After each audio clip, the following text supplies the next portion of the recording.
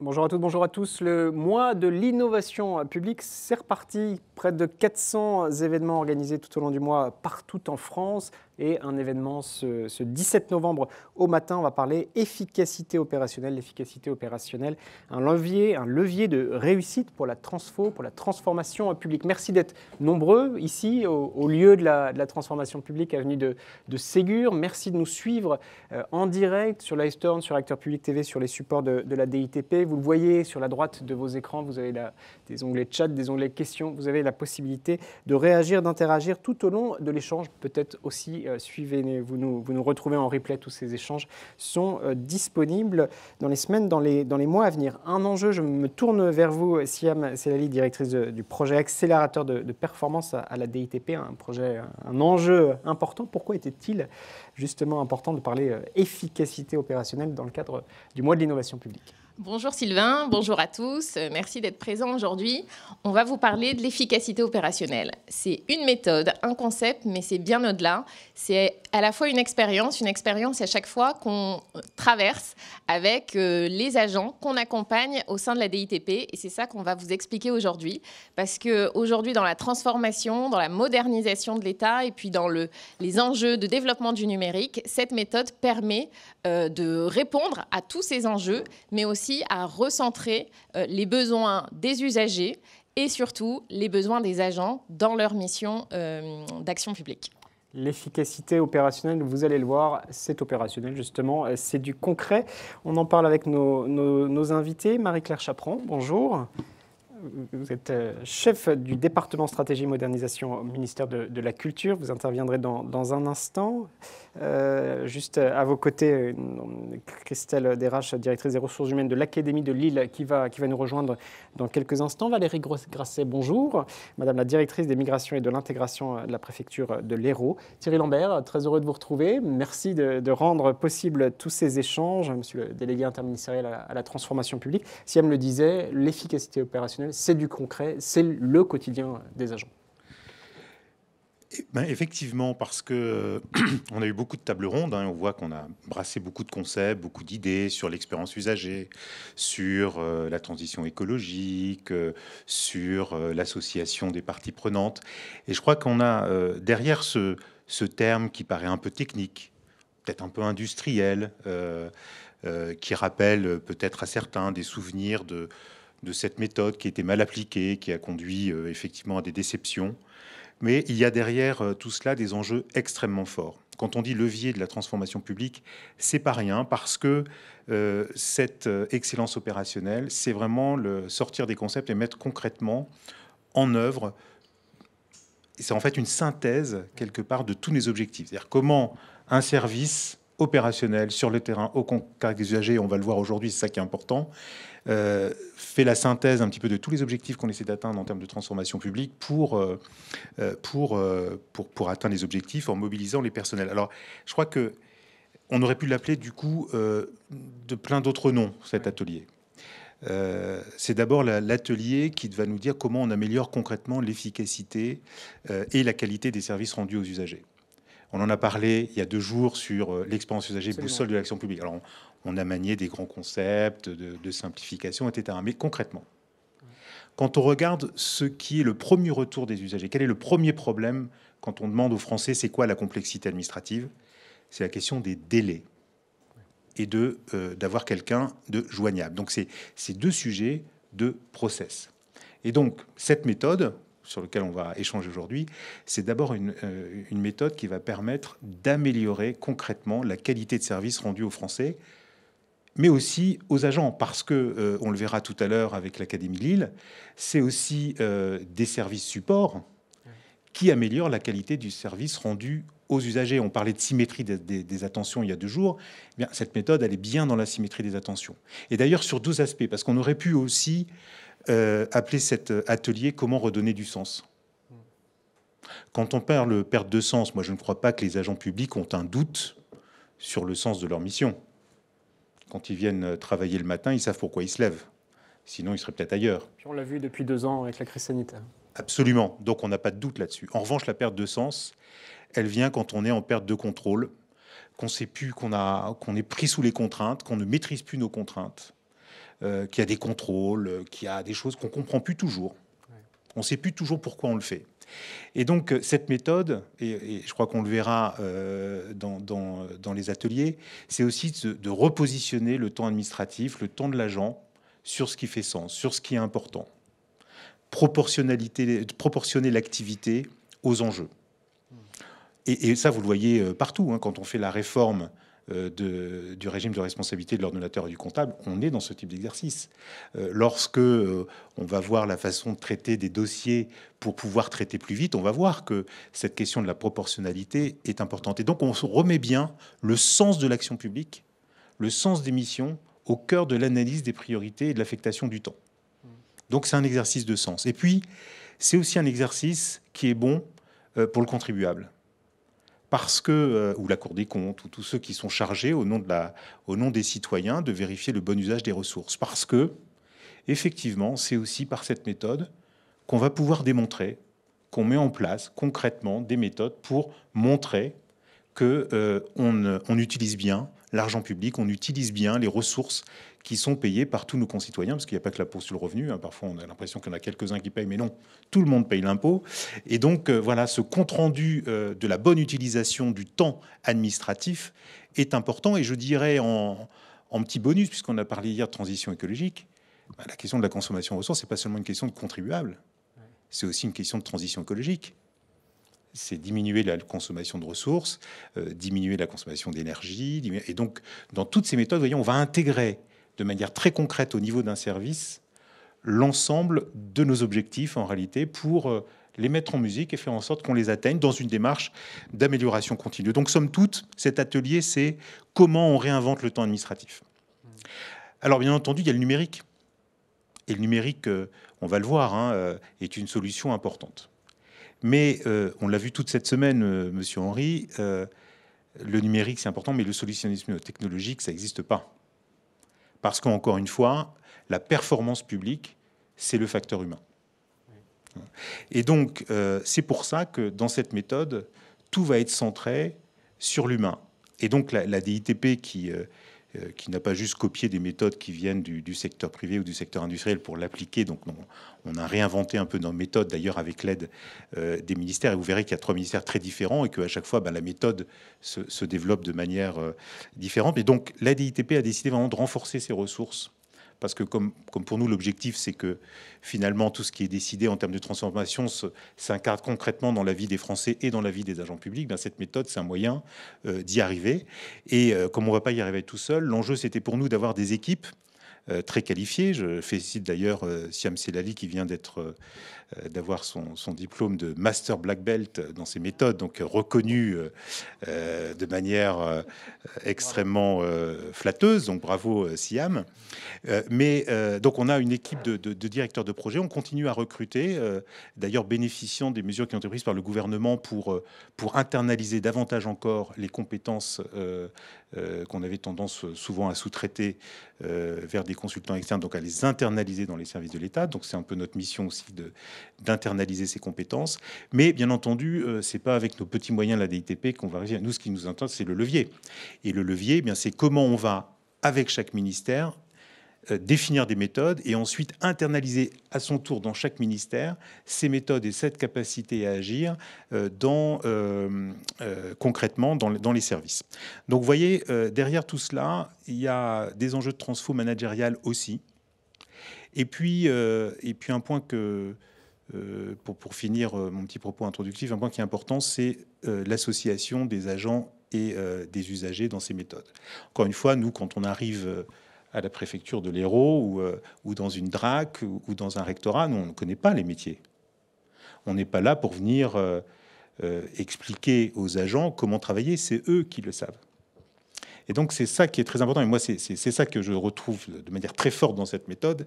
C'est pas des circulaires ou des systèmes d'information qui leur tombent dessus en disant « tu appliques et ça ira bien ». C'est pas ça. C'est vraiment de partir de l'expérience des agents, d'écouter les usagers pour définir la méthode qui marche ici, avec les gens qui sont là, avec l'équipe qui est là et qui s'approprie la démarche et qui définit les solutions. Peut-être une des vidéos qui m'a le plus plu sur ces trucs, c'est sur cette méthode, c'est à Montpellier quand on a vu un agent du service dire « Eh ben, moi, je suis content parce que mes idées ont été mises en œuvre ». Eh ben, c'est ça. En fait, pour le dire de manière un peu plus philosophique, cette méthode d'efficacité opérationnelle, c'est aussi une maïeutique de la performance.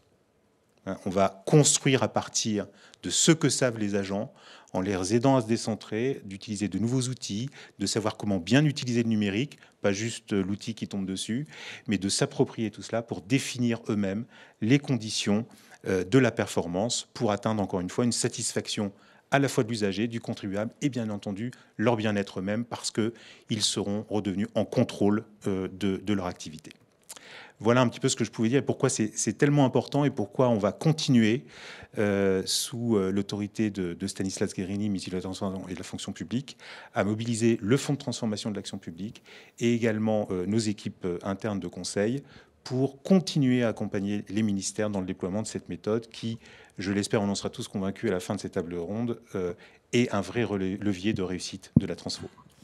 Merci beaucoup pour cette introduction. Je notais quelques mots-clés qui vont alimenter d'une certaine manière toute notre discussion. Le facteur humain, le bien-être, le sens, internaliser, individualiser, s'appuyer sur les atouts des organisations, des mots-clés sur lesquels vous êtes appuyés. Valérie Grasset, peut-être démarrons avec vous ce que vous avez mis en place. Vous êtes directrice, je le disais, des migrations et de l'intégration de la préfecture de l'Hérault. L'objet de cette table ronde, c'est de raconter, d'expliquer les méthodes que vous avez mises en place et en quoi elles peuvent être inspirantes pour vous toutes et tous qui nous regardez. Alors, expliquez-nous vos besoins initiaux, puis la démarche que vous avez portée de votre côté.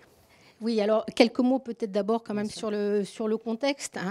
Bon, évidemment, nous, on est dans une activité qui est tournée vers les usagers, puisque la délivrance des titres de séjour, voilà, c'est notre évaluateur, c'est l'usager quelque part. Et un contexte aussi d'activité très croissante dans l'Hérault, qui est lié à l'évolution de la population démographique. Donc en 5 ans, on a eu plus de 20% de volume d'activité. Donc évidemment, les effectifs ne suivent pas. Sinon, ça serait beaucoup trop facile. Donc ça veut dire que derrière, il faut rechercher des solutions en interne, se réinventer, trouver des pistes pour s'améliorer, pour trouver de la fluidité à moyen constant. Voilà. Donc c'est ça le défi qu'on a à relever en tant que manager d'un service de délivrance de titres au quotidien. Voilà. Après, évidemment, on a, comme tous les ministères, comme tous les services, on a des cibles à atteindre qui nous sont définies par le ministère en termes de délai, en termes d'efficience agent. Voilà. Et donc, si on ne les atteint pas, il faut rendre des comptes, il faut expliquer. Voilà, pas toujours facile. Voilà, grosso modo, le contexte. On s'est trouvé quand même, ce qui a été vraiment déclencheur, ça a été au moment de la première crise Covid, les services des étrangers ont été fermés 3 mois. 3 mois, pas d'activité du tout. Donc, on s'est retrouvés, grosso modo, à la rentrée 2020. Donc, on a réorganisé notre accueil pour tenir compte un peu des problématiques Covid. Mais après, il y avait tout le back-office à traiter. Donc, voilà, on s'est trouvé face à un défi. Comment fluidifier, comment vider les armoires concrètement, c'est ça. Comment vider les armoires, comment faire qu'on ait des délais satisfaisants pour ne pas faire revenir l'usager une deuxième fois, pour lui redonner un document provisoire de séjour après que son dossier ait dormi 6 mois dans les armoires. C'est ça notre réalité. Voilà, donc en fait, on a travaillé avec la DITP vraiment sur 4 thématiques. Évidemment, simplifier nos processus internes pour gagner de la fluidité. On a travaillé sur notre organisation. On s'est complètement restructuré d'une grande section d'une vingtaine de personnes. On a fait des petites équipes avec chaque fois une responsabilisation, un stock de dossiers bien dédié, une organisation bien particulière. Voilà, ça a vraiment donné un peu plus de sens aux agents. On a travaillé évidemment sur le pilotage. Parce que, ça, c'est important d'avoir un suivi vraiment précis de ce qu'on fait, voir où on va, comment on avance au quotidien, mais dans des choses très simples. C'est un tableau de bord de l'activité qui a servi pour tous les agents. C'est un tableau de management visuel avec un point d'équipe avec tous les agents toutes les semaines. Où on met les résultats, où on met aussi les bonnes pratiques, les difficultés, et puis on voit la semaine d'après comment on a pu avancer. C'est un lieu vraiment d'expression forte aussi pour les agents, et ça c'est vraiment un atout dans cette démarche. Voilà, puis on a travaillé beaucoup aussi sur la communication vis-à-vis de nos usagers, pour rendre plus facile notre site internet, notre communication avec notre boîte mail. Voilà, on a vraiment travaillé sur ces quatre aspects. Vous avez initié quand? Alors, nous, on a été un petit peu les précurseurs de la démarche séjour. C'est presque il y a 2 ans. C'était le diagnostic, ça avait été novembre-décembre 2020. Et on a vraiment lancé la phase de test, on va dire, à partir de janvier 2021.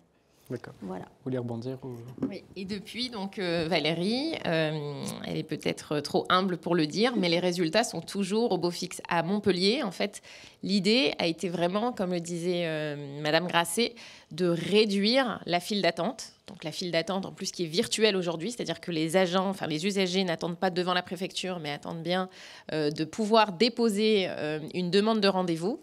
Et ensuite, une fois le dossier déposé, il y a en effet tout un délai et beaucoup d'étapes d'instruction. Et donc la préfecture de Montpellier, grâce à la méthode, a permis de résorber en fait tout son stock et de réduire de 40% les délais d'instruction. Et donc, on a dégagé des marges de manœuvre pour absorber plus d'usagers qui puissent aller au service de Madame Grasset à Montpellier. Et donc, ces beaux résultats ont permis notamment à la DGEF, donc à la tutelle, de déployer au niveau national cette méthode dans l'ensemble des préfectures. Donc, aujourd'hui, on est sur un déploiement sur 40 préfectures, notamment grâce aux préfectures de l'Hérault. Peut-être, Valérie, vous pouvez nous raconter, avant qu'on passe au ministère de la Culture, très rapidement, comment vous avez vécu la démarche. C'est-à-dire, vous étiez vraiment, même pour nous, on est, encore une fois, comme le disait Thierry, la méthode est la même. Nous, on est des experts de la méthode. En revanche, on ne connaît pas le métier et on laisse surtout le métier s'exprimer par les agents. C'est les agents qui sont tous les jours au contact de l'usager. C'est les agents qui ont leur point de risque et qui savent quelle pièce est intéressante, justificative à mettre au dossier, quelles pièces sont demandées inutilement et qu'ils ne regardent eux-mêmes pas. Donc, c'est eux qui nous donnent les solutions d'innovation et de simplification. Est-ce que vous pouvez nous raconter comment ont vécu vos agents le fait qu'on intervienne chez vous dans les immersions, parce qu'on regarde beaucoup? Oui, c'est ce que vous appelez la co-construction, mais ça correspond vraiment à une réalité. Donc, ça veut dire les équipes de la DITP sont là, elles viennent voir comment ça se passe un accueil d'usagers au guichet, comment on traite un dossier de première demande de titre de séjour. Après, ça a donné lieu à l'élaboration d'un pas à pas qui sert pour toutes les préfectures. Ça, c'est une bonne chose. Voilà. Et il y a des ateliers de cartographie, il y a des interviews avec vraiment toute la chaîne hiérarchique, du secrétaire général, voire du préfet, jusqu'à tous les agents et chacun dans ce qu'ils font. Voilà. Les processus sont vraiment extrêmement décortiqués. Et de ces échanges très fructueux avec les équipes, avec les agents, se dégagent des solutions, des choses à changer. Par exemple, avant, on faisait des enquêtes systématiques sur une certaine catégorie de titres de séjour, mais on s'est dit, mais à quoi ça sert finalement? Les agents se sont dit, mais pourquoi on fait cette enquête? Parce que quand on lance une enquête, ça veut dire, en attendant le retour, c'est un dossier qui va dormir 3-4 mois dans une armoire. La réalité, elle est là. Donc, on a défini ensemble les agents, leurs propositions, puis la formalisation, l'expertise des ITP, la plus-value des ITP, ça a été de formaliser ça dans un document où, après, il y a une règle de conduite claire pour tout le monde. Voilà. C'est souvent des choses assez simples, au final. C'est une composition d'un dossier, comment décider de mettre, dans quel ordre ranger les pièces dans un dossier. Ça a l'air tout simple, mais tant que c'est pas fait, ça manque. Ça manque. Et après, c'est une perte de temps quand le dossier est traité en back-office par les agents. Voilà, donc il y a une espèce d'émulation qui se fait entre la DITP et les agents qui font des propositions. Et tout ça arrive à une construction, à un document, à une formalisation par un pas à pas, un guide, une fiche réflexe. Et après, qui est testé. Voilà, il y a cette phase test qui est vraiment très, très importante parce que, ce qu'il faut quand même souligner, c'est l'accompagnement des ITP qui dure dans le temps. Donc, il y a évidemment la phase diagnostic, mais après, il y a une phase test des solutions, des propositions d'amélioration. Et puis après, il y a la phase consolidation. Et c'est là où c'est une démarche très entière, très globale et qui est vraiment très profitable au service parce qu'on peut rebondir, on peut modifier, on ne se sent pas abandonné dans une mise en œuvre. C'est pas forcément facile pour des équipes de mettre en place des choses. Et puis voilà, le changement, c'est pas simple. Le changement, même dans le quotidien du travail des équipes. Donc voilà, d'avoir un appui derrière, pouvoir reformuler, réexpliquer, en parler et puis améliorer, ça c'est vraiment un atout très fort. Il y a une interrogation dans les questionnements. À vous écouter, je rebondis sur cette question. Il faut une démarche d'écoute au début, écouter les agents et ne pas arriver avec des solutions toutes faites, mais voilà, être en écoute. Et puis, des allers-retours permanents, ce que vous dites en substance, entre les équipes, oui, pour adapter, il y a vraiment l'interaction ajuster. À travers la phase notamment de suivi de test. Selon les projets, ça va être 6 semaines ou 2 mois, 3 mois de test, ce qui permet d'ajuster, de dire là, c'est bien, ce qu'on a fait, c'est bien, là, il faut qu'on l'adapte un peu plus. Oui. Voilà, donc on n'a pas quelque chose qui est vraiment calqué et puis appliqué.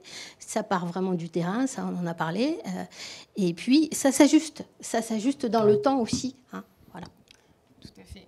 Peut-être en éclairage, quand on est arrivé à la préfecture de l'Hérault, on n'avait aucune solution. Il y avait beaucoup de missions et puis de quelques, entre guillemets, audits qui avaient été faits en disant il faut réduire les délais, il faut se réorganiser, il faut mettre en place un contrôle plus renforcé sur les risques, etc.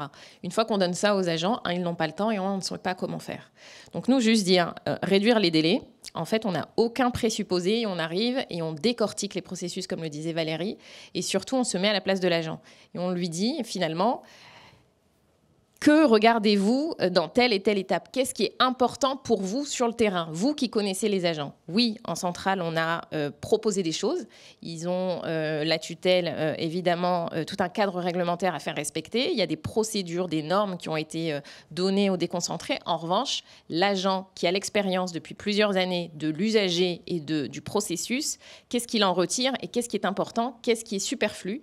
Et c'est là où on a les allers-retours de tests. Donc d'abord de tests sur le terrain, donc évidemment des expérimentations cadrées, mais en disant peut-être qu'en fait, sur les 15 pièces justificatives, en fait, il n'y en a que 2 importantes. Et il y en a une qui est toujours demandée dans l'Hérault, notamment l'enquête finalement policière, etc., qui n'était pas forcément nécessaire tout le temps, à tous les niveaux, etc. Donc là, on le demandait que quand l'agent, et on a été voir tous les agents pour comprendre quel était leur faisceau d'indices pour voir les risques importants. Donc, ce n'est pas qu'une méthode qui simplifie, c'est aussi une méthode qui recentre sur les enjeux des séjours, là, pour le coup, et donc les enjeux réglementaires et juridiques. Et donc, on a simplifié tout ce qui était superflu pour se recentrer sur vraiment ce qui était le bon niveau de risque et puis les bons éléments. Donc, c'est peut-être ça aussi qu'il faut rappeler que vous avez réussi largement à faire et à répliquer. Moi, j'insisterai quand même sur ce que vous avez dit, c'est qu'on responsabilise. Encore une fois, la performance, c'est une histoire de comportement. Et un comportement performance, il est quand même beaucoup plus fort lorsqu'on se sent responsable de ce que l'on fait et lorsqu'on sent qu'il y a une confiance dans le jugement qu'on exerce. Alors, c'est très documenté par les sciences comportementales. Mais vous voyez, le lien au sens, il est là. Voilà. Moi, j'ai choisi ce métier et on me fait confiance pour prendre des décisions. Et je pense que ça, c'est aussi un point très important dans la méthode et très présent dans notre programme de transformation publique qui est de miser sur la responsabilisation et l'intelligence collective au plus près du terrain. Merci beaucoup. Merci pour cette présentation. Évidemment, on revient vers vous et puis avec la discussion, mais on me tourne vers vous, Marie-Claire Chaperon, donc je disais chef du département stratégie modernisation au ministère de la Culture. Expliquez-nous aussi à la fois les besoins initiaux qui ont été à l'origine des démarches que vous avez entreprises et puis les actions, comment vous avez porté en lien avec la DITP vos projets. Oui, merci, bonjour. Alors écoutez, au ministère de la Culture, le premier constat, moi, quand je suis arrivée il y a à peu près 3 ans, c'est vraiment la complexité. Donc on a une complexité de l'offre pour les usagers. Plus de 400 démarches administratives sont disponibles au ministère de la Culture et ça brasse un nombre de secteurs extrêmement variés, de l'archéologie au musée, au spectacle vivant, à l'architecture et j'en passe, le livre, la lecture. Et je vous garantis que quand on arrive, déjà, c'est pas simple d'embrasser un petit peu tout ce périmètre. Et pour nos usagers, il y a vraiment un enjeu très fort de lisibilité de l'offre. Peut-être autre élément de contexte, une forte tension sur nos ressources en services déconcentrés que sont nos DRAC, et une prise de conscience au sein de l'administration que voilà, on va pas avoir des ETP en plus qui vont pleuvoir vraisemblablement dans les années qui viennent. Et du coup, il n'y a pas vraiment le choix. Il faut qu'on se réinvente, il faut qu'on apprenne à travailler différemment pour pouvoir réallouer la charge au bon endroit, comme le disait Thierry. C'est vraiment une question de mettre l'énergie au bon endroit. Donc voilà. Et puis on avait un déficit un peu historique d'outils collaboratifs, de dématérialisation et une très faible culture du pilotage de l'activité. C'était un petit peu le contexte en arrivant.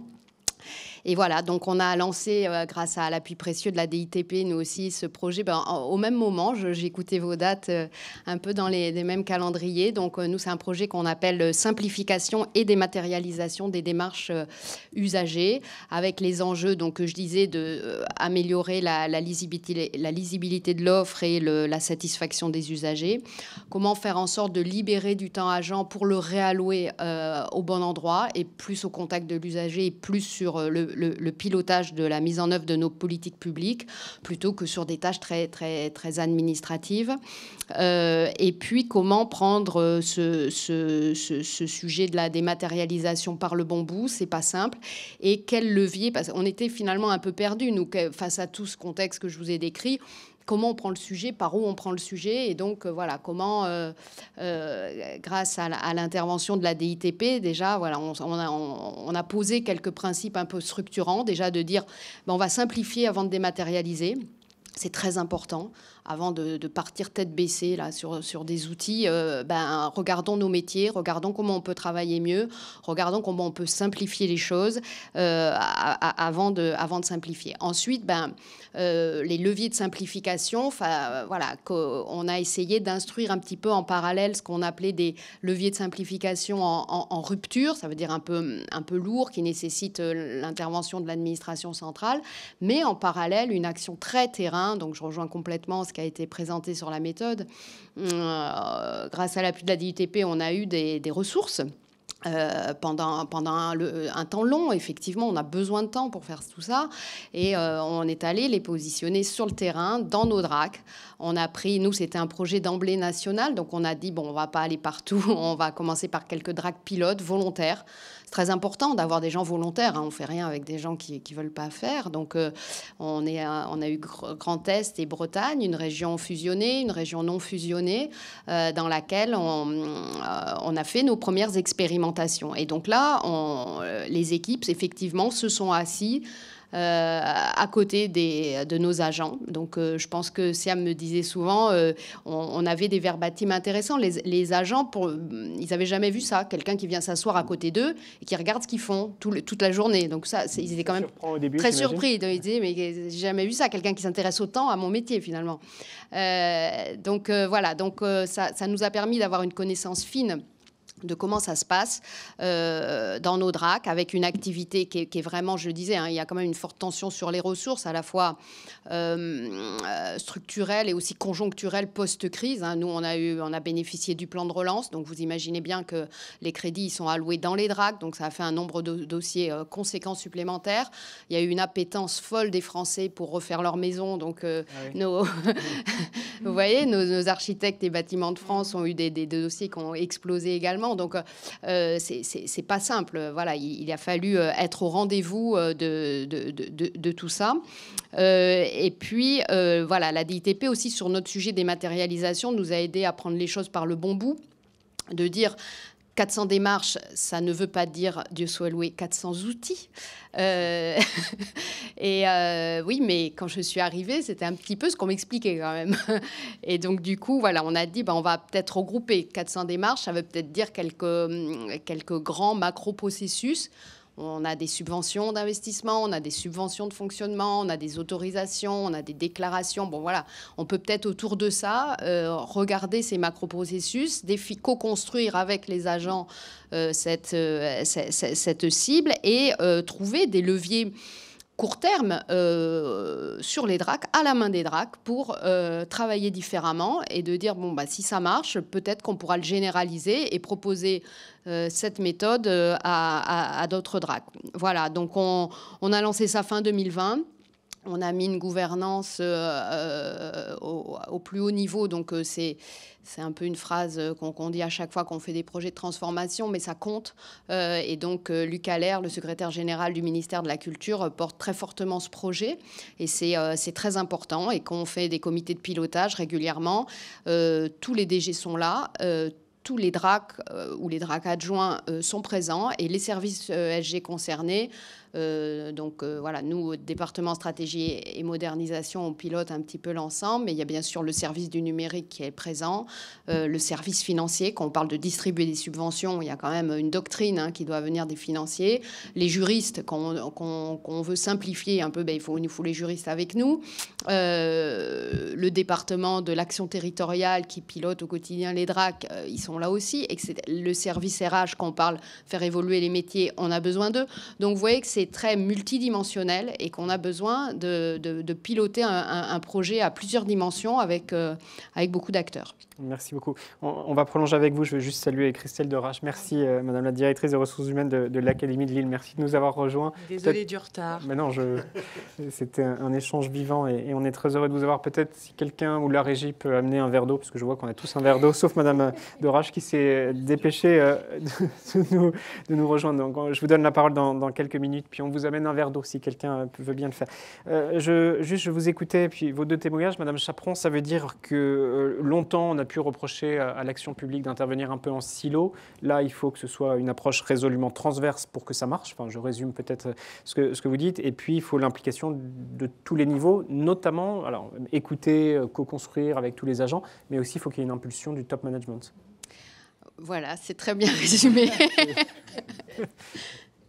Oui, c'est exactement ça. Je pense qu'il faut un mode projet et une capacité d'embarquer différents services au quotidien, de jouer cette transversalité, de casser les silos et d'embarquer le terrain. Donc, c'est majeur d'aller sur le terrain et d'avoir une force de frappe un petit peu ponctuelle pour aller comprendre ce qui se passe sur le terrain, pour aller connaître les gens. C'est bien plus simple après pour travailler. Et donc, tout à fait. C'est un projet multi-acteurs, transverse et qui est porté très fortement au plus haut niveau. Merci beaucoup. Siam, peut-être vous vouliez... Oui, peut-être un éclairage sur le type d'impact qu'on a pu avoir au ministère de la Culture. Typiquement, on a d'abord écouté évidemment les agents, on a écouté aussi les usagers. Les usagers nous disaient, moi je suis chef d'une troupe artistique de 4 personnes, j'ai besoin de 1 000 € pour faire le spectacle de Noël dans telle école. Et en fait, la culture met 1 an et demi à me payer la subvention. C'est ce à quoi on était confrontés.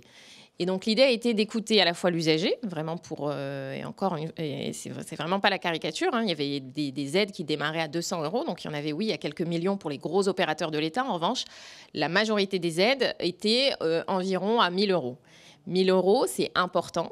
C'est important pour l'État, évidemment, de gérer le risque de ce 1 000 €, mais c'est important aussi pour le tissu associatif qu'il l'est dans les temps impartis pour pouvoir délivrer leurs services. 1 an et demi après, beaucoup d'associations ne faisaient plus leur spectacle, fermés, etc., etc.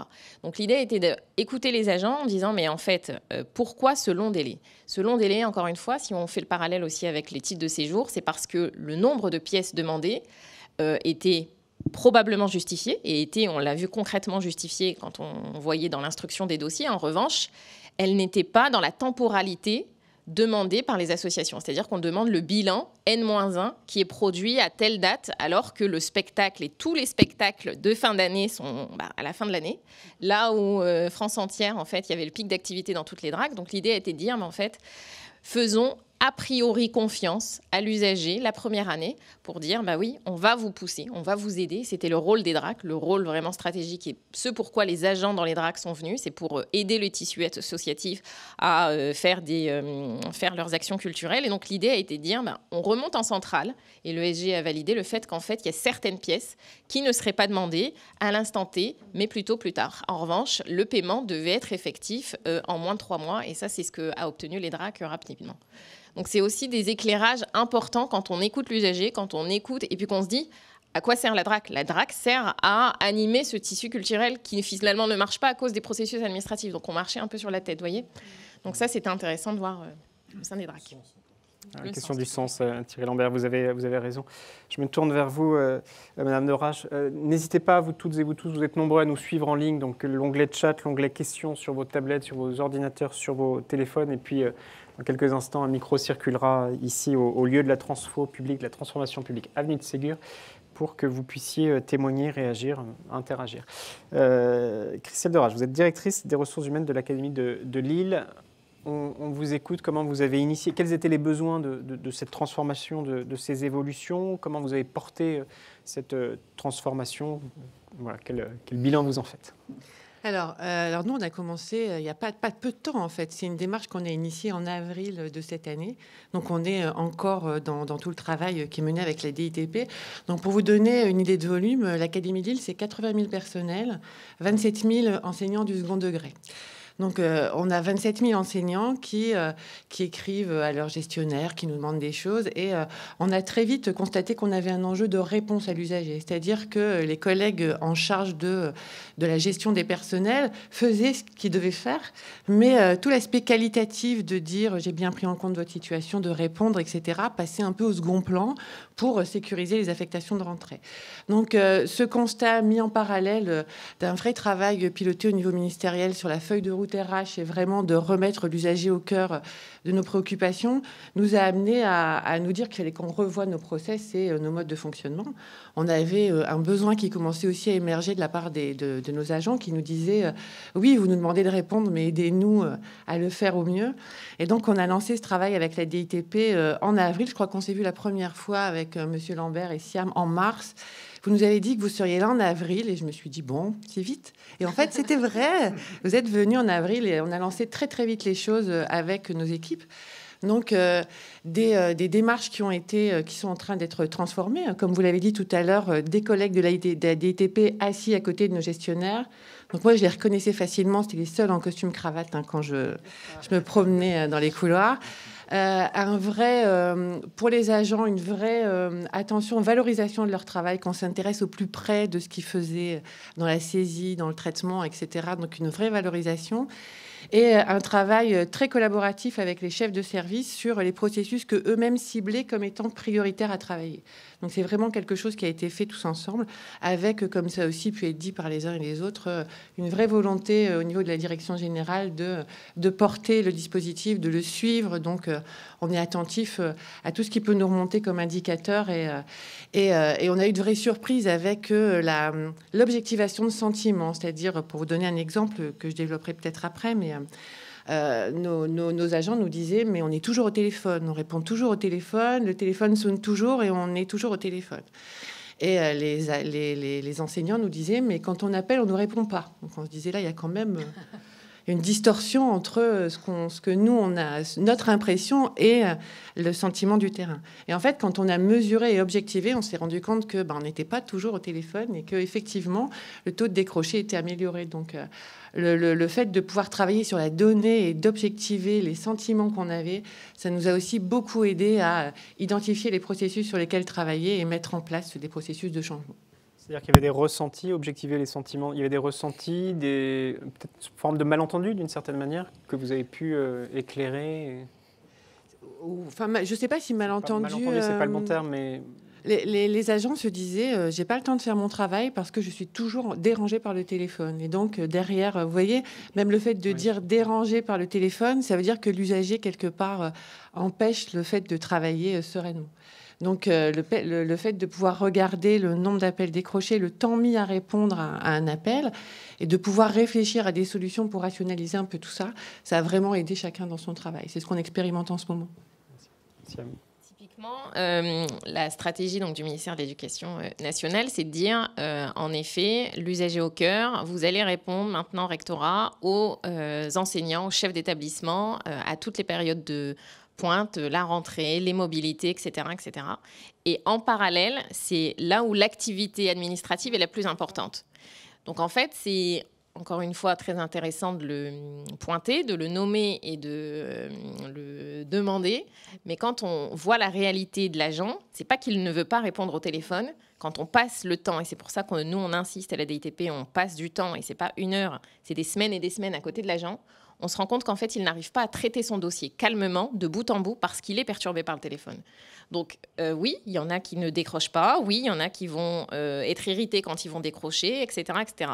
Donc il a fallu, jusqu'au dernier kilomètre, j'ai envie de dire, de mettre en place, de comprendre d'abord cette situation, parce que ça n'est pas une incapacité, ça n'est pas une non-volonté de ne pas répondre, c'est vraiment l'incapacité à faire.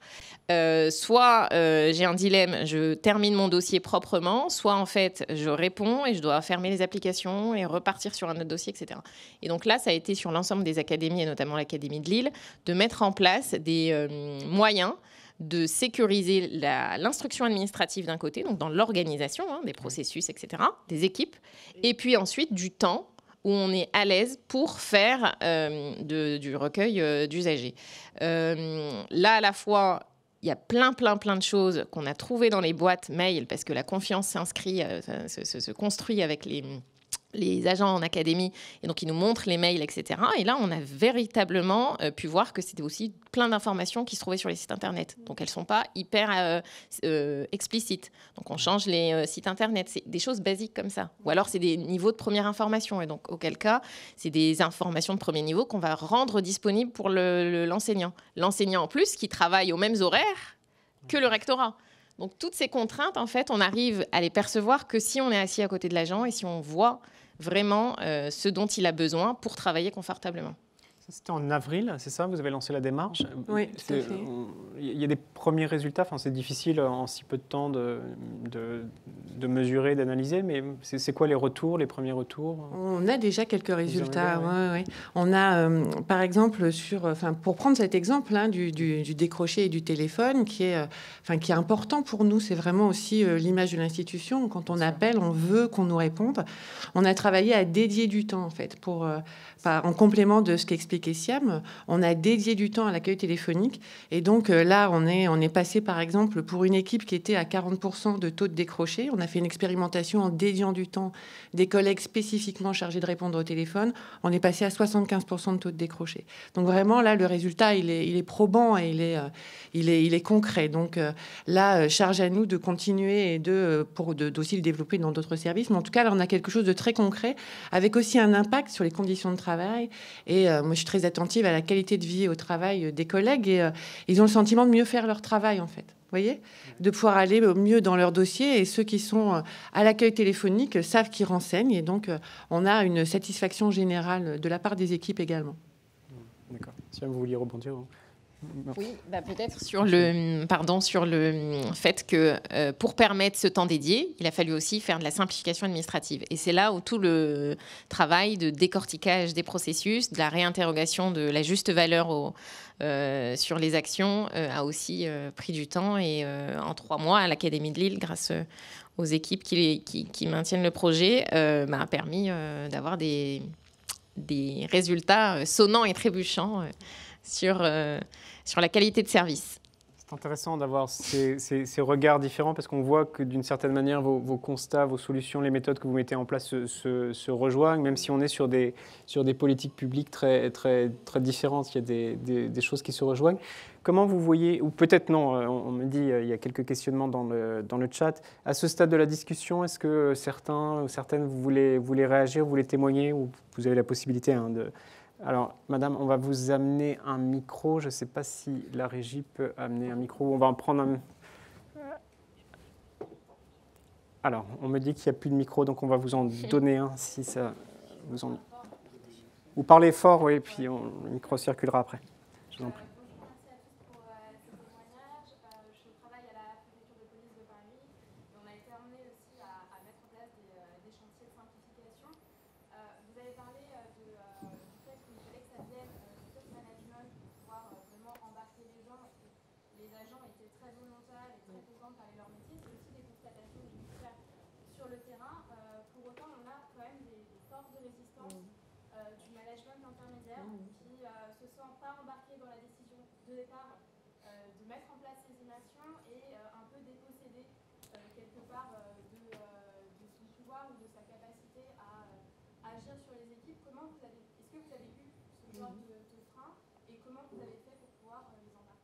Merci beaucoup. Alors peut-être en ligne, je ne sais pas si vous avez entendu la question, mais l'implication, l'engagement tellement essentiel du management intermédiaire, management de proximité, je ne sais pas comment on dit. Voilà, est-ce que ça a coincé? Comment les embarquer? Est-ce qu'il y a eu des résistances? Comment vous les avez éventuellement dépassées? Valérie Grasset peut-être? Non, nous enfin, au niveau de la préfecture, ça s'est vraiment très très bien passé. Tout le monde était vraiment embarqué dans la même aventure, hein, parce que on avait tous conscience qu'il fallait qu'on fasse collectivement quelque chose, du secrétaire général à l'encadrement intermédiaire et aussi aux agents.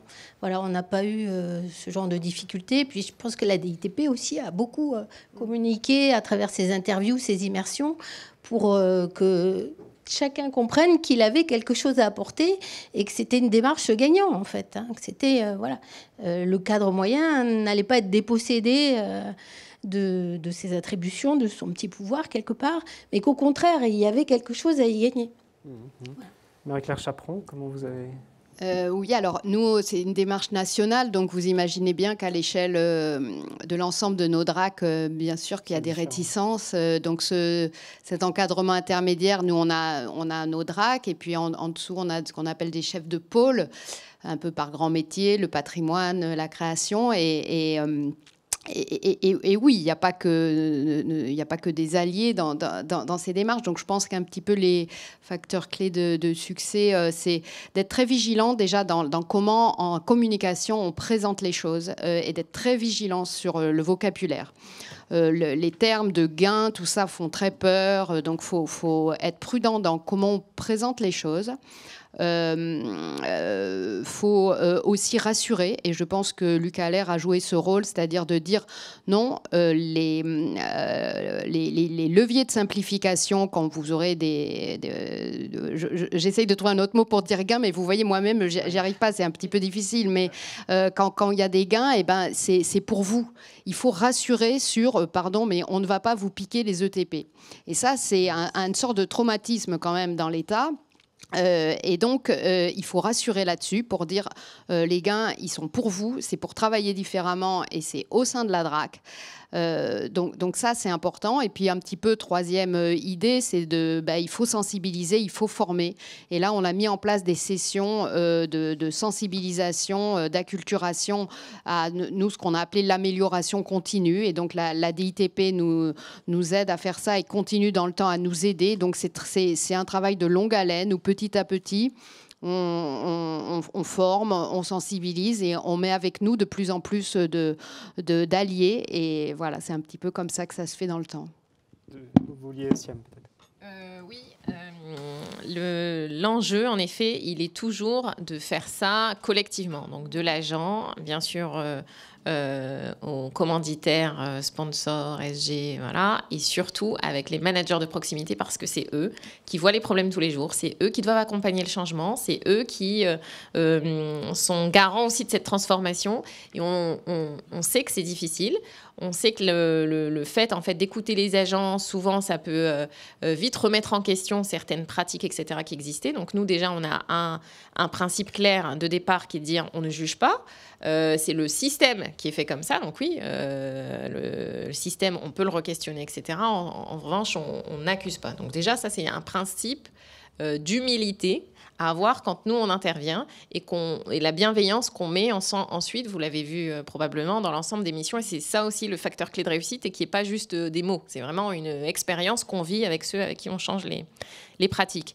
Et puis ensuite, il y a l'accompagnement. Et je pense que je vais plutôt laisser Thierry nous parler de le choix qu'il a fait stratégique de mettre en place une école de l'efficacité opérationnelle qu'on est en train de construire et qui mérite vraiment, mérite d'exister, qui est vraiment plébiscité. On l'a testé à l'Académie de Lille, les formations, on l'a testé à la culture et on l'a bien sûr initié dans l'Hérault.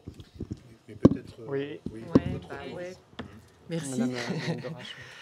Pour rebondir sur ce que disait Siam, il n'y a pas de remise en cause individuelle. Et ça, c'est très important, même si au départ, c'est ce qui peut être pensé par les personnes qui voient arriver une telle démarche, le sentiment qu'il peut y avoir une remise en cause personnelle, mais ce n'est pas du tout ce qui se passe. Donc, il faut garder ce prisme-là et cette façon de faire dans le temps. Alors, il y a beaucoup de choses qui se font dans le temps. Hein. Moi, il y a le mot d'apprivoiser qui m'était venu aussi. Il faut apprivoiser à la fois la démarche, les collègues qui viennent, et donc apprendre à se connaître, à se faire confiance. Et deux choses, moi, qui me semblent importantes aussi, c'est le fait que toutes les petites victoires, toutes les petites réussites, les petits gains, on en vient quand même toujours à ça. Quand on les partage, mine de rien, ça convainc. Et là où on pouvait avoir des résistances et des freins, quand ils voient que ça fonctionne, peut-être chez le collègue, ça donne envie de se dire, tiens, je vais quand même tenter parce qu'il n'y a pas vraiment de raison que je ne tente pas. Et pour nous, ce qui a été important, alors... Vous connaissez les traditions du Nord, on est un territoire accueillant, on aime bien aussi passer des moments tous ensemble. Et c'est aussi ça, c'est-à-dire à travers la formation, on a rassemblé des cadres intermédiaires autour de ces thématiques-là. Et donc, ils se sont rendus compte que leur problématique, le collègue qui ne voit pas très souvent a la même. Donc, ça crée du réseau, ça crée du groupe de pairs, ça crée quelque chose où ils donnent envie d'avancer ensemble. Donc, on avait, nous aussi, un enjeu de partage entre pairs. Et on l'a fait aussi au niveau direction générale et encadrement supérieur, où on a fait un séminaire où on a réfléchi tous ensemble. Et ça aussi, ça engage. Et ça emmène vers et ça nous aide sur les questions de frein. Crée une dynamique. Alors, sur cette école, expliquez-nous, c'est une annonce que vous faites. Le micro revient dans le public dans un instant. Mais... Non, je rebondis sur la référence à Saint-Exupéry parce qu'il y a effectivement le mot, voilà, il y a le mot apprivoiser, mais derrière, il y a aussi s'asseoir à côté, vous l'avez dit. Et c'est important, et on a tous en image voilà, le petit prince et le renard qui s'approchent et donc qui se finissent par se rencontrer, mais après un temps de compréhension mutuelle. Et c'est ça qui est aussi important dans la méthode, c'est de respecter. C'est une relation adulte-adulte. C'est pas une relation où il y a quelqu'un qui vient, qui sait ce qu'il faut faire et qui vient expliquer à l'autre voilà, c'est simple, tu seras meilleur si tu fais ça. C'est pas du tout ça. Et c'est important. Et puis la question de temps. Je crois que vous l'avez tous souligné. C'est dans Saint-Exupéry aussi, c'est le temps que tu as quand il sort du jardin aux milliers de roses et qu'il est tout triste parce qu'il dit alors ma rose finalement, oui mais non, c'est le temps que tu as passé pour ta rose qui fait qu'elle est unique au monde. Et je pense que ça aussi, ce rapport au temps est extrêmement important et il faut l'intégrer. Et je trouve qu'on dit toujours que les administrations centrales ne vont pas assez sur le terrain, sont déconnectées, mais en fait c'est ça aussi, c'est de passer du temps pour être à côté de ceux qui connaissent très bien leur métier. Et c'est pour ça qu'inventer les solutions. Moi, j'aime bien ce que vous avez décrit aussi, le ministère de l'Administration qui vous donne des objectifs. Et puis après, c'est vous, avec votre connaissance du métier, avec votre connaissance de votre terrain, qui n'est pas le même que dans les autres régions. Vous dites, on a compris les objectifs. Maintenant, on va mobiliser notre intelligence, on va mobiliser nos talents, mobiliser des méthodes pour trouver les solutions pour les atteindre et avec des résultats. Donc moi, je trouve que tout ça est très cohérent, bien entendu, avec tout ce qu'on s'est dit cette semaine. C'est pour ça que je disais que cette méthode, elle était une méthode un peu de synthèse et de mise en œuvre. J'articule aussi avec Service Public Plus, qui est notre programme d'amélioration continue. Vous avez cité le nom, Marie-Claire. L'amélioration continue, elle se fait bien entendu au niveau des administrations centrales, mais dans Service Public Plus, on veut aussi justement mettre ce processus sous la responsabilité de chaque point de contact avec le public, parce que c'est bien entendu là que se joue l'enjeu de l'interface sensible entre nos politiques publiques et les citoyens, mais aussi entre nos fonctions support et nos agents publics en symétrie des attentions. Donc je trouve que voilà, tous les mots qu'on a entendus, c'est notre dernier événement de ce type de la semaine. Mais je veux dire, vous voyez, quand je vous disais en introduction, c'est une synthèse. Voilà, on voit bien qu'on reprend bien tous nos thèmes de transformation et avec des voies de succès, justement, grâce à l'implication de tous, un alignement et la volonté de trouver des solutions ensemble pour mieux faire notre travail et du coup retrouver le sens. Donc tout ça est très cohérent. Alors justement, nous, la DITP, on est tout petit quand même. Je vous l'avais dit dans une autre table ronde, il faut être humble.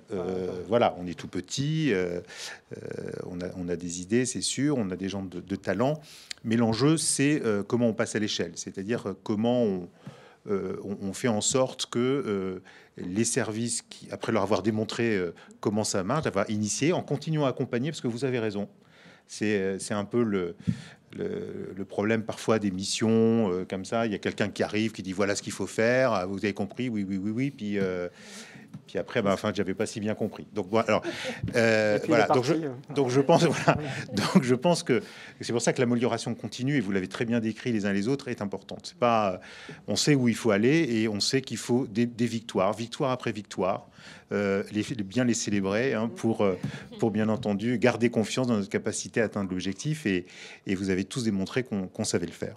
Et puis convaincre de plus en plus ceux qui peut-être au début n'y croyaient pas trop, puis finalement, voyant les résultats, se disent c'est pas mal. Alors comment on va faire nous cet essaimage? Je pense un exemple au ministère de l'Éducation nationale pour bien décrire la méthode, c'est que une fois qu'on a fait ce travail avec le rectorat de Versailles, avec le rectorat de Créteil, on a Metz aussi sous votre contrôle SIAM. Et je pense que maintenant, voilà, on est dans une période, je vois le responsable de ce programme à l'Éducation nationale qui est dans la salle. Voilà, l'enjeu maintenant, ça va être nous de laisser le ministère continuer à déployer la méthode. Donc le ministère, et puis aussi d'être fidèle à cette méthode de responsabilisation des échelons locaux. Donc il faut qu'on forme, parce que nous, on a un master black belt, on n'a pas besoin d'être master black belt pour faire tout ça. Ce qu'il faut, c'est avoir quelques points de méthode. Encore une fois, s'ancrer profondément dans l'association, l'intelligence collective, la proximité du terrain, les objectifs concrets, célébrer les victoires. Et du coup, faire du management visuel, etc. Donc tout ça, on se forme, parce qu'effectivement, une fois qu'on a goûté, on a envie de pouvoir le faire soi-même. Et donc, c'est pour ça que je disais aussi en introduction, c'est un enjeu de transformation managériale. Donc, on va nous continuer, on va sans doute à la DITP, en tout cas le ministre de la Transformation publique a cette proposition sur sa table, et je ne doute pas qu'il va le regarder avec un œil favorable, qui est de financer encore davantage la formation des agents publics qui le souhaitent pour s'autonomiser et surtout s'inscrire dans la durée pour cette méthode, et puis d'animer une communauté aussi qui continuera à s'inspirer des succès des uns et des autres, des idées qui viennent d'ici ou là, par ministère, et puis parfois, pourquoi pas, de manière un peu plus transversale. Et c'est pour ça qu'on va créer une école. Alors c'est aussi dans nos plans, comme vous le savez, le ministre de la Transformation de la fonction publique l'avait annoncé et récemment dans cette stratégie d'internalisation des compétences. Bien entendu, un des gros enjeux, c'est la formation, et donc on va mettre le paquet pour continuer à former des agents dans tous les ministères pour qu'ils puissent s'autonomiser complètement dans cette méthode. Voilà, donc j'espère qu'on pourra l'annoncer. Siam a voulu que je grille la politesse, mais non, j'espère qu'on pourra l'annoncer un peu plus officiellement et plus concrètement prochainement. Voilà. C'était l'occasion, et on voit bien que tout cela est très bien parti. D'autres questions dans le public. Alors, on va prendre le temps de faire l'aller-retour avec le micro, comme ça vous levez, on vous entend bien, on voit bien. Présentez-vous, je vous en prie. Bonjour, je suis Sigrid Berger, je suis la fondatrice de la plateforme d'emploi Profil Public que j'ai créée pour réenchanter le recrutement du secteur public. Et c'est vrai qu'on a parlé de sens, on a parlé d'humain, on a parlé d'internalisation des compétences. Et du coup, à mon sens, derrière ça, il y a aussi le sujet clé de la transformation du recrutement.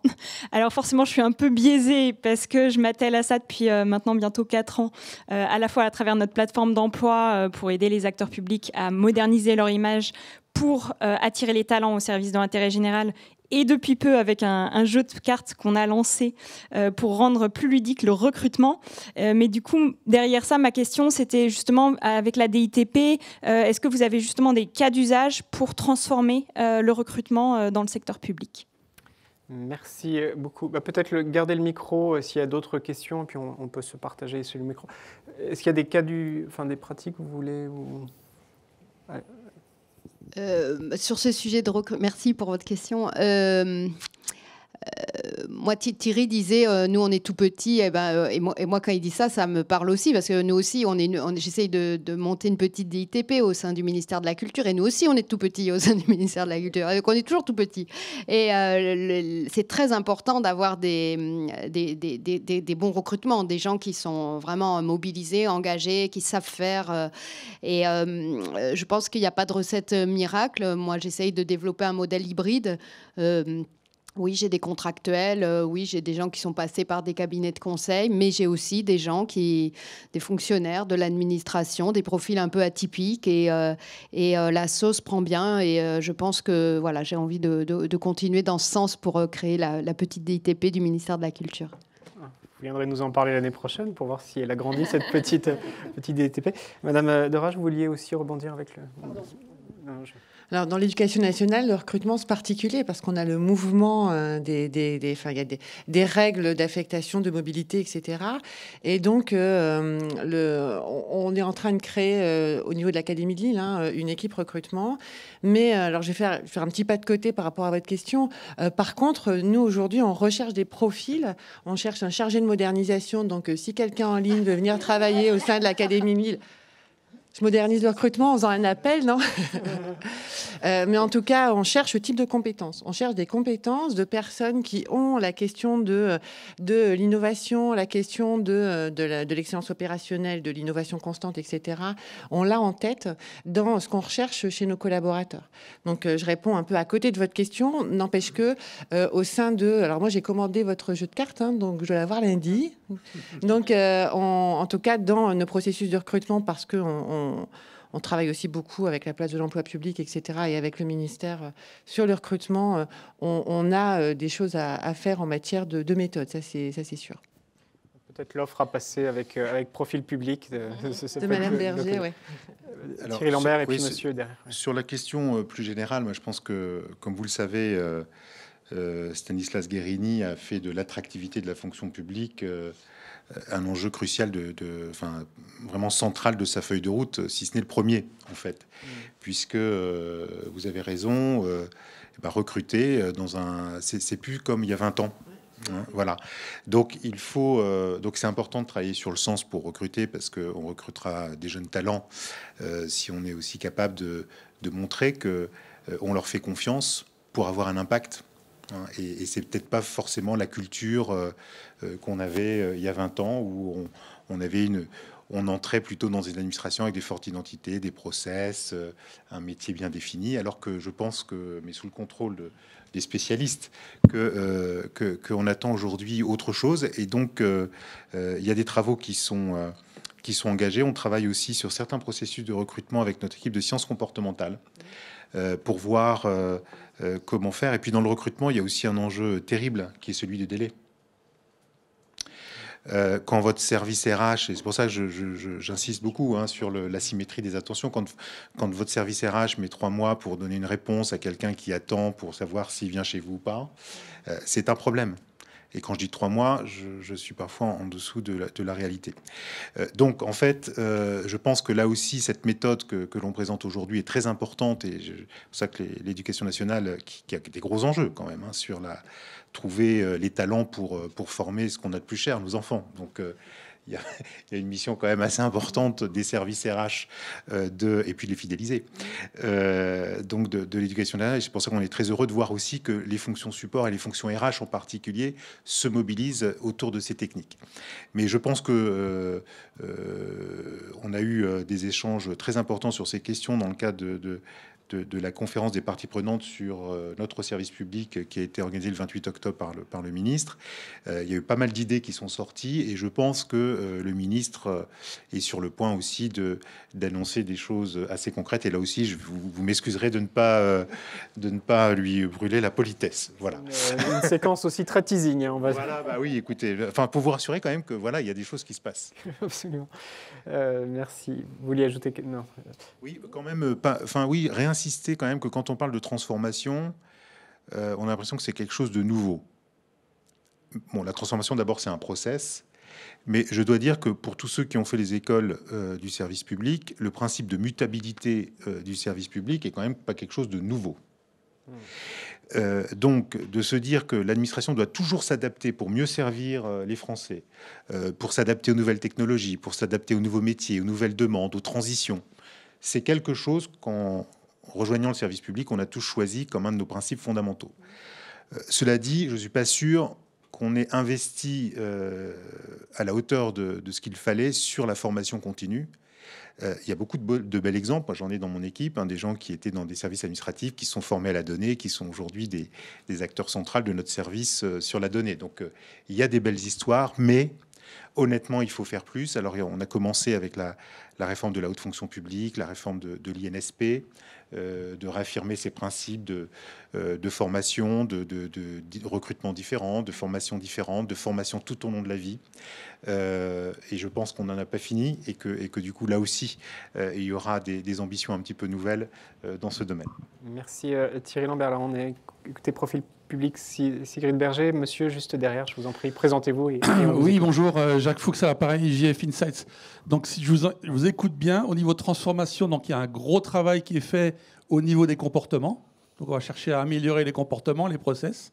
J'entends aussi qu'à l'étage du dessus, au niveau des capacités, on parle beaucoup de formation. Quid du niveau d'au-dessus, la culture et le mindset des gens. D'accord ? Et entre autres, moi, dans ce que j'entends, il y a des choses qui m'ont un peu effaré avant. C'est entre autres le label usager. D'accord ? Donc ça dénote déjà d'un certain mindset, d'une certaine culture. Même comme dans l'administration, on appelle usagers les collègues qui sont dans le même service. Ouais. Ça m'a assez effaré. Donc, qu'est-ce qu'il y a en travail de transformation de cette culture au niveau de l'administration ? Merci.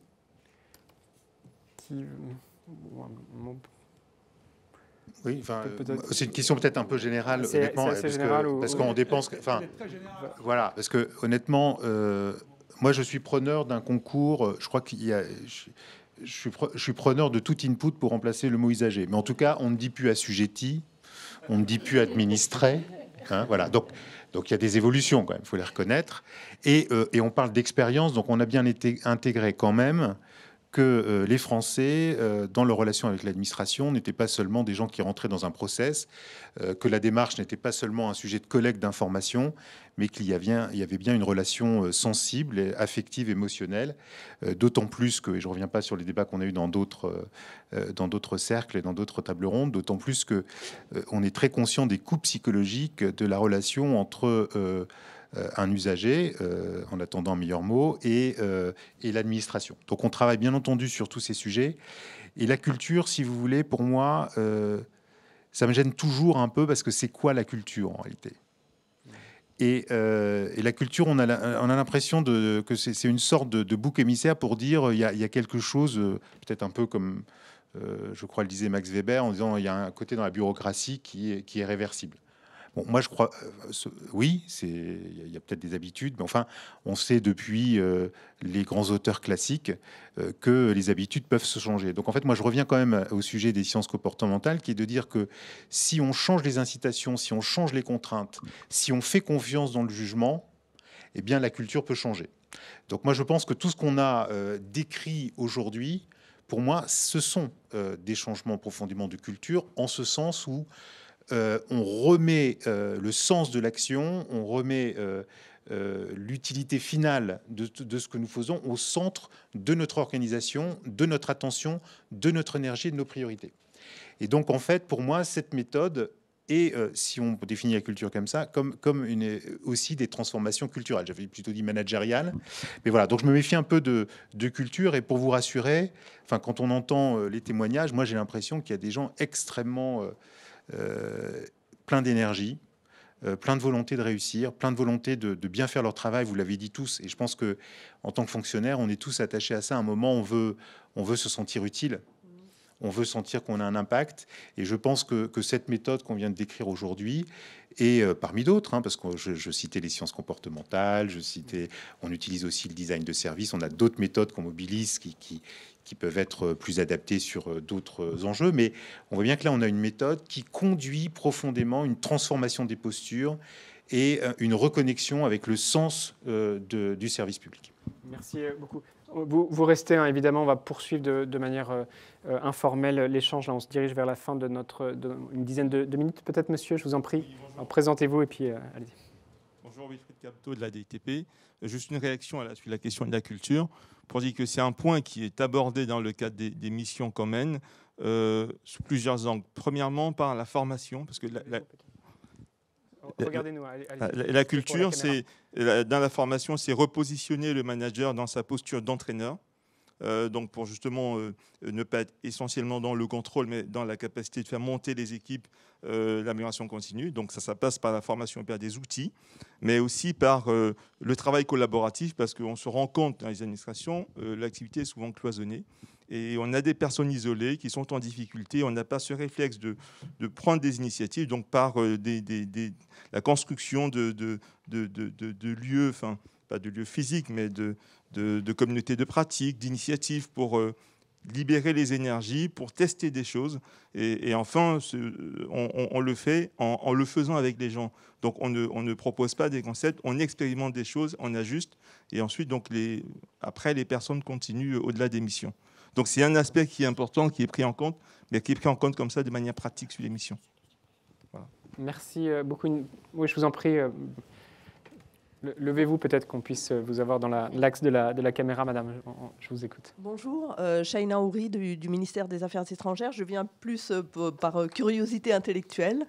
Je voulais intervenir et peut-être pour d'autres ateliers qui vont certainement être organisés. Sur l'efficacité opérationnelle, vous savez que la responsabilité des gestionnaires publics, je vois M. Lambert sourire, va changer un petit peu la donne. Est-ce que vous avez d'ores et déjà réfléchi à revoir un petit peu les process en ce sens? Réforme importante, est-ce que... Je sais pas si... Non. Vous avez raison. Hein, Alors, nous, sur les affaires étrangères, on a plein d'idées, hein, très concrètement. Surtout qu'on a plein de demandes des Français de l'étranger pour améliorer un certain nombre de processus.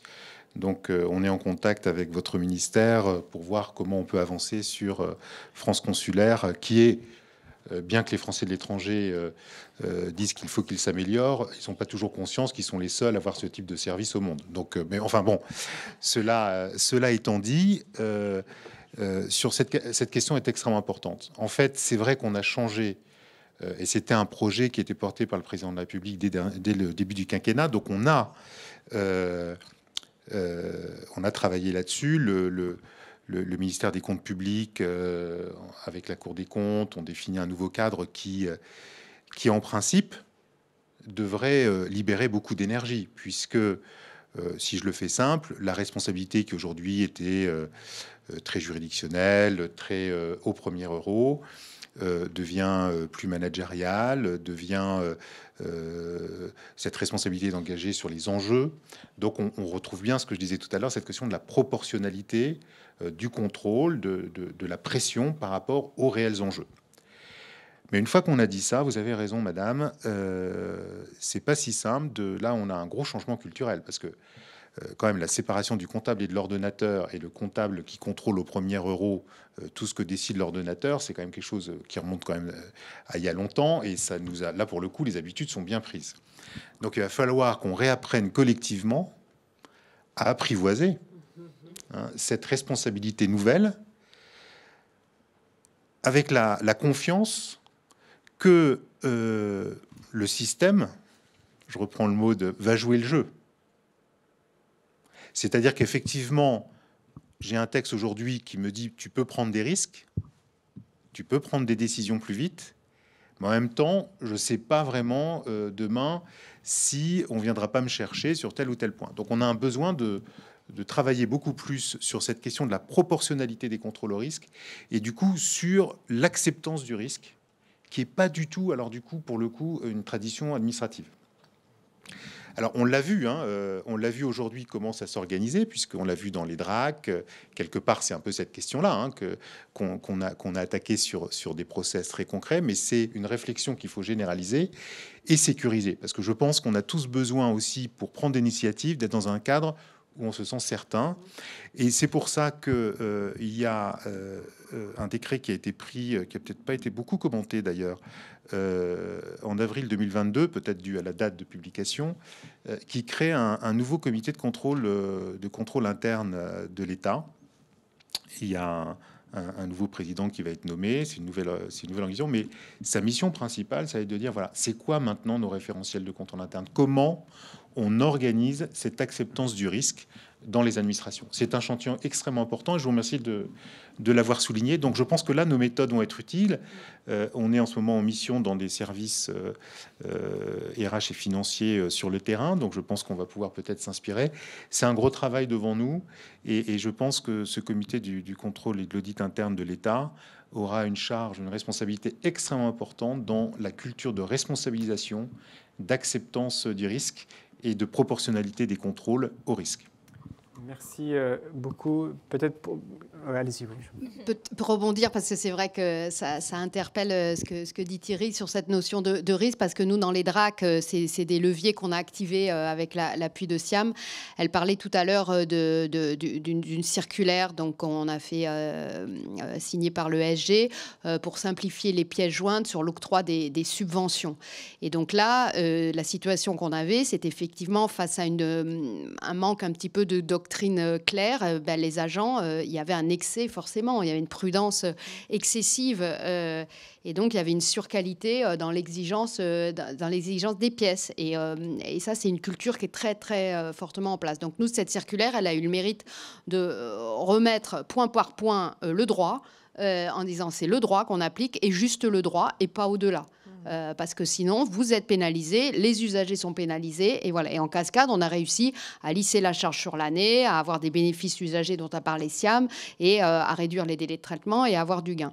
Et puis, on a mis en place un autre levier aussi pour... on a expérimenté la différenciation de l'instruction selon le niveau de risque. Parce qu'on partait d'une situation où, quelle que soit la subvention, quel que soit son bénéficiaire potentiel, quel que soit son montant, quel que soit l'historique du bénéficiaire avec l'administration, on avait exactement les mêmes contrôles amont sur tout. Et donc, on a mis en place une instruction différenciée selon 3 niveaux de risque et on a développé vers plus de contrôle a posteriori par échantillonnage. Mais alors là, très sincèrement, voilà, c'est une petite révolution dans la culture en place, où les gens vont nous dire, vous allez attribuer des subventions sans contrôle, etc. etc. Vous ne vous rendez pas compte, on dilapide l'argent public, alors qu'on parle parfois de subventions de 1 000 €. Et donc, ça coûte beaucoup plus cher en contrôle que finalement en distribution. Et donc, il faut remettre un petit peu d'objectivation dans tout ça, de mesure, de dire non, on ne va pas faire les mêmes contrôles quand je donne 50 000 € à une troupe de théâtre ou 100 € pour faire de l'EAC, je ne sais où. Voilà. Et voilà, c'est très important, je suis d'accord. Important de le souligner. Peut-être revenons à la discussion. Je me tourne vers vous, Valérie Grasset, pour reboucler avec notre problématique, peut-être se diriger vers la conclusion. Je vois que le temps passe. Sur ces méthodes, est-ce qu'elles peuvent inspirer d'autres actions, d'autres champs de l'intervention de votre organisation? Est-ce que ça ouvre de nouvelles perspectives pour les mois, les années à venir? Écoutez, comme on a été très content de la première démarche sur le service séjour, on a rempilé. Voilà. Et donc là, on a initié au mois de juin dernier une démarche un peu similaire sur le service qui s'occupe des procédures de naturalisation. Voilà, donc c'est une plateforme interdépartementale qui est située aussi à Montpellier. Donc on a une vingtaine d'agents et puis 6 000 dossiers qui arrivent annuellement.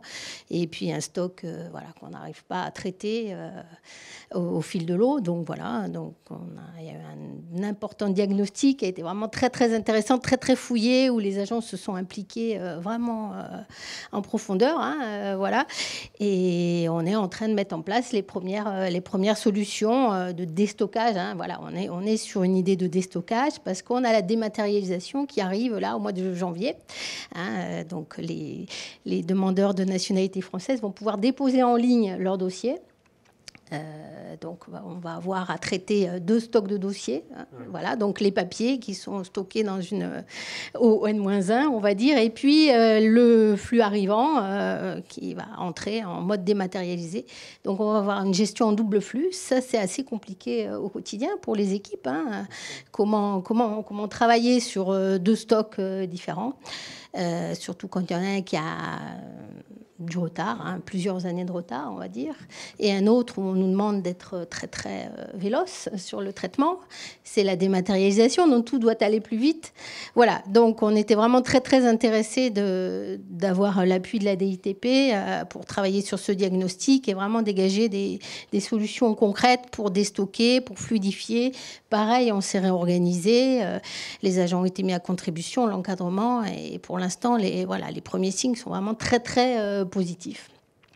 Voilà, on a ça, enfin, la réflexion, c'est là où on est vraiment dans de l'amélioration continue. Maintenant, il faut aussi qu'on travaille avec nos collègues de la sous-préfecture de Béziers qui délivrent des titres de séjour pour voir comment on peut mutualiser aussi nos ressources. Pour travailler, les utiliser au mieux, travailler plus efficacement, donner plus de fluidité et après répondre au mieux. Alors moi, c'est vrai, j'utilise le terme usager parce que c'est mon travail au quotidien que de rendre un service à l'usager. C'est là où on m'attend, c'est ma mission première en tant que fonctionnaire. Voilà. Donc c'est ça, il faut qu'on arrive toujours à avancer dans cette démarche d'amélioration continue. C'est là où c'est intéressant, vraiment très intéressant cette démarche. Et je voulais encore remercier la DITP pour toute l'aide qu'elle nous apporte. Merci. Siam, peut-être vous. Merci, et puis Madame Valérie. Mais c'est surtout là ce que décrit Valérie, c'est que finalement, quand on démarre une mission d'excellence opérationnelle, on la met en place, on voit les bénéfices pour l'usager directement, notamment en préfecture, puisque les gens sont à l'accueil. Physiquement, on voit le bénéfice. La dynamique d'équipe est meilleure. Les gens, ce que vous disiez sur la qualité de travail, sont vraiment contents de se mettre dans un projet qui les concerne directement et qui fait qu'on améliore, eux, d'abord, leur qualité de travail, puis la qualité du travail qu'ils peuvent délivrer. Et puis, quand on démarre, on ne peut plus s'arrêter. C'est-à-dire qu'on on en veut, et d'autres projets s'ouvrent. Et puis, surtout, ce qui est important, nous, dans l'amélioration continue et l'internalisation qu'on souhaite apporter, la mission qu'on a faite sur les séjours n'a rien à voir avec ce qu'on a fait avec la naturalisation, parce que, justement, Valérie avait déjà dégrossi en tant que directrice déjà le sujet, avec les acquis, j'ai envie de dire, de ce que vous aviez pu voir sur les séjours. Et les équipes aussi ont pu... largement dégrossir le sujet. Donc, ce n'était pas du tout le même type d'intervention. Et ça, c'est le succès pour nous. Je regarde Thierry, mais on essaie d'internaliser au fur et à mesure. Et puis, la 3e mission, on viendra juste 1 heure valider la réussite du projet. Voilà. Merci, Siam. Je voyais réagir, Christelle Dera, je vous en prie. Oui, donc nous, on a effectivement, comme vous venez de le dire très justement, quand on a commencé, on a envie de continuer. Et donc, on a un enjeu notamment sur tout ce qui est simplification et notamment dans la formation continue. Les académies ont mis en place des écoles académiques de formation continue avec quelque chose qu'on souhaite plus dynamique, plus réactif. Et donc, on a un enjeu, je regarde les collègues de la DITP, sur la formation. Mais nous, notre premier enjeu le plus immédiat, c'est qu'ils nous quittent dans 1 mois et demi et qu'il va falloir qu'on continue tout seul. Donc, nous, on a vraiment l'enjeu de continuer la dynamique, la maintenir, continuer à suivre nos actions, continuer à suivre nos indicateurs et à entretenir cette dynamique-là sans l'appui de la DITP, qui est quand même très précieuse. Et on a quand même des collègues qui sont là tous les jours, qui nous apportent un énorme soutien. Donc, nous, notre premier enjeu, avant même de continuer vers autre chose, c'est de continuer de stabiliser et d'ancrer quelque part tout ce travail-là dans notre mode de management et dans nos pratiques. Bon, mais ils ont l'air disponibles et ils ne sont pas trop loin. J'espère. Merci. Marie-Claire Chaffran, sur la suite Oui, tout à fait. Alors, on est au milieu du gué, j'ai envie de dire. C'est encore une fois, c'est vraiment des démarches de longue haleine. Et donc, nous, on a là plusieurs enjeux là devant nous. Il faut qu'on concrétise vraiment ces gains. Et c'est vraiment pas facile de concrètement faire les gains, de concrètement arriver à redéployer ce temps agent vers des tâches à plus forte valeur ajoutée. C'est pas simple et ça prend du temps. Donc, on est là-dessus. On a un enjeu d'instruire de nouveaux leviers de simplification simplification, parce qu'on en a fait quelques-uns, mais c'est lourd, c'est une charge de travail importante. Par exemple, voilà, il faut qu'on regarde, je vous ai parlé du panorama des aides au ministère de la Culture. Il y a peut-être quelque chose à regarder quand on parle de plus de 400 aides sédimentées à travers tous les dispositifs historiques. On a l'enjeu de rapprocher avec le programme interministériel Service Public Plus. Les DRAC sont bien entendu concernés, les DRAC accueillent des usagers, et donc c'est important qu'on aille mesurer la satisfaction des usagers, c'est important qu'on aille développer une approche multicanale, peut-être ce canal téléphonique, il faut qu'on aille le travailler dans nos DRAC. Et puis, on est en plein dedans, on a l'enjeu de la dématérialisation, donc je suis contente parce que dès la campagne 2023 de nos subventions va pouvoir se faire pour tous les usagers qui le souhaitent via le canal dématérialisé et via l'outil interministériel démarche simplifiée porté par la DINUM. Et donc, ça, c'est très bien. Mais donc, on a énormément de sujets encore devant nous. Et j'oubliais un chantier majeur, c'est l'évolution des métiers. C'est-à-dire qu'il y a vraiment une évolution des métiers et certains profils sont très impactés par tout ce qui se passe. Et donc, il faut que l'administration centrale anticipe ça et donne un peu des clés aux DRAC pour pouvoir anticiper et accompagner le plus sereinement possible cette évolution des métiers pour les agents. Évolution des métiers et des compétences. Il y avait une dernière question peut-être dans le public. Madame, non.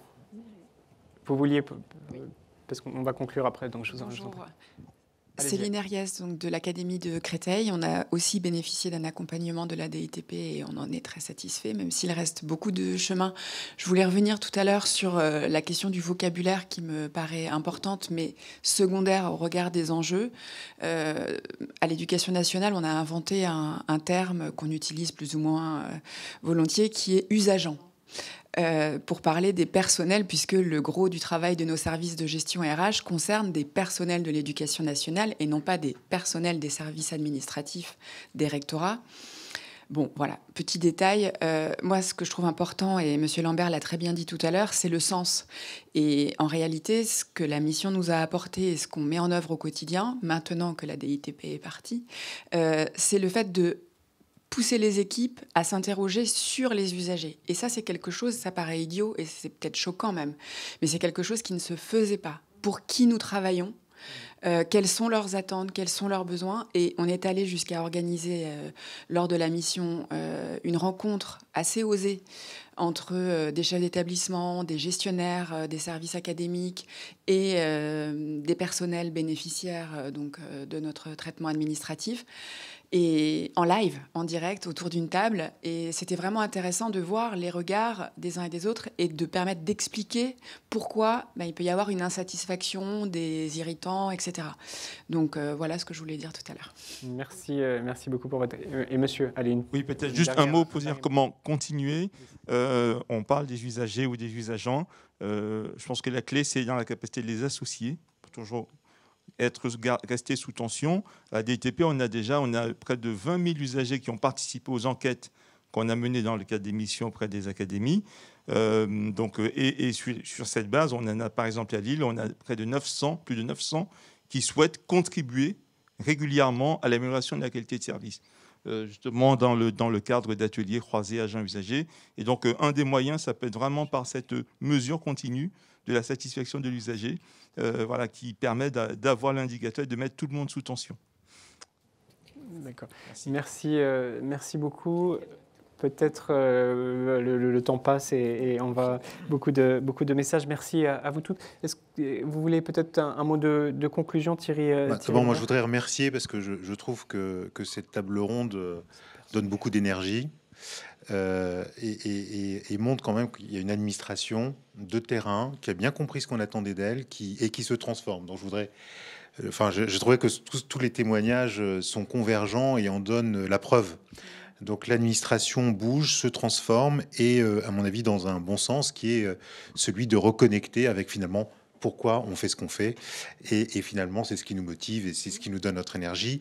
Et que c'est en libérant cette énergie, c'est-à-dire qu'il faut que aussi les administrations centrales changent en étant des administrations centrales qui donnent des objectifs, qui sont exigeants sur les résultats, mais laisse les marges de manœuvre parce que l'énergie est là pour trouver des solutions et que ces solutions sont toujours meilleures quand elles viennent des agents, parce qu'ils connaissent bien leur milieu, mais aussi parce que c'est eux qui vont le mettre en œuvre. Donc ils comprendront mieux ce qu'ils veulent faire. Et je trouve ça, c'est vraiment très fort. Et puis sur cette méthode, bon, l'enjeu pour nous, c'est l'effet de levier. Hein, c'est qu'une fois qu'on est convaincu, eh bien, moi, je pense que voilà, on a beaucoup d'espoir dans la décision du ministère de l'Éducation nationale, sous l'autorité du secrétaire général, justement de continuer à développer, à internaliser des équipes pour continuer à aider et à faire des partages de bonnes pratiques, parce que ça, c'est important. Le partage des bonnes pratiques, c'est pas imposé, c'est voler avec fierté, comme on dit en anglais, c'est-à-dire s'inspirer des autres pour, lorsqu'ils ont trouvé une solution, ne pas hésiter à l'appliquer chez soi, mais parce qu'on l'a choisie, non pas parce qu'elle est imposée par le haut. Donc je dirais que cette méthode, en fait, il n'y a pas de perdant. À la fin, quand on l'a mis en œuvre, on a des usagers qui sont plus satisfaits, on a un contribuable qui est plus satisfait parce qu'on utilise bien les ressources. Et on a également des agents plus motivés parce qu'ils ont repris le contrôle de leur activité et ont reconnecté au sens de leur action. Donc c'est pour ça que je reviens sur mon introduction. C'est une méthode de synthèse de beaucoup d'objectifs et donc c'est pour ça que nous souhaitons qu'elle continue à se déployer avec l'aide des ministères et des préfets dans les régions. Merci beaucoup. Alors dans le chat, vous nous parlez du mot bénéficiaire. Donc on a eu le mot usageant, usager, bénéficiaire. Question de Monsieur Battesti, avez-vous des outils, des méthodes à disposition pour mettre en place cette efficacité opérationnelle? On l'a vu tout au long de cet échange.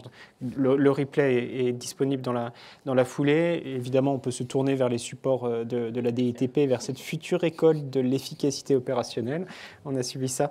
Et une question sur le lien avec les sciences comportementales. Là, je vous renvoie à la séquence, c'était hier après-midi, tout cet atelier sur les sciences comportementales.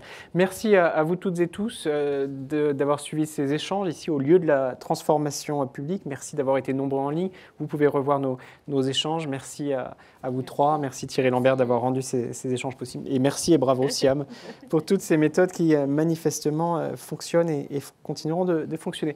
Je vous dis à très bientôt.